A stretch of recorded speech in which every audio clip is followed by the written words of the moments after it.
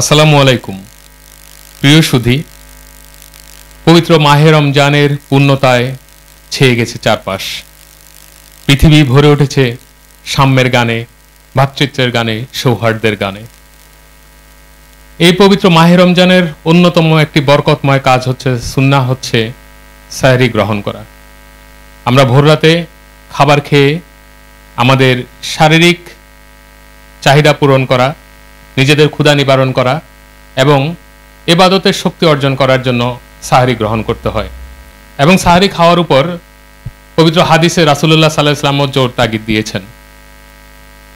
রাসূলুল্লাহ সাল্লাল্লাহু আলাইহি ওয়াসাল্লাম ইরশাদ করেন, তোমরা সাহরি খাও, কেননা সাহরিতে বরকত রয়েছে।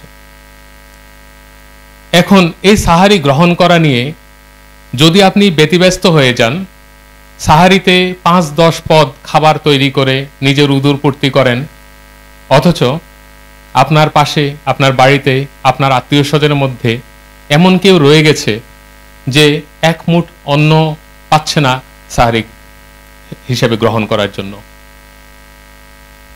এই ব্যক্তিটির জন্য যদি আপনি সামান্য সহযোগিতার হাত বাড়াতে পারেন, সাহারিতে যদি নিরন্ন মানুষকে আপনি একটুখানি অন্নের ব্যবস্থা করতে পারেন, খাবারের ব্যবস্থা করতে পারেন, তাহলেই তো সেটি বরকতময় হবে। আর এছাড়া আপনি এই সাহরিতে ৫-১০ পদ খাবার তৈরি করার জন্য আমাদের মা বোনদেরকে কষ্ট দিচ্ছেন না তো? কেননা খাবারগুলো তো তারাই তৈরি করতে হয়। নবী করিম সাল্লাল্লাহু আলাইহি সাল্লাম ১ মুঠ ২ মুঠ ছাতুর গুঁড়ো খেয়ে এবং কিছুটা পানি খেয়ে সাহরি গ্রহণ করতেন। এটাও বরকত এবং এতেই বরকত। আর আপনি যদি উদর পূর্তি করে একেবারে গলা পর্যন্ত খেয়ে, না হলে রোজা থাকতে পারবেন না, আপনার শরীর দুর্বল হয়ে যাবে, এরকম ভাবেন, তাহলে রোজার যে শিক্ষা সেটি কিন্তু অর্জন হবে না। আমরা অসহায় নারী, পুরুষ ও শিশু কল্যাণ ফাউন্ডেশনের পক্ষ থেকে আপনাদের প্রতি উদাত্ত আহ্বান জানাচ্ছি, অতিরিক্ত সাহারি গ্রহণ না করে আপনার পার্শ্ববর্তী অসহায় দরিদ্র কোনো ব্যক্তি যদি থাকেন, আপনার আত্মীয় স্বজন থাকেন, তাদের কাছে সাহারি পৌঁছে দিন, সাহারিকে বরকতময় করে তুলুন। সকলে ভালো থাকুন।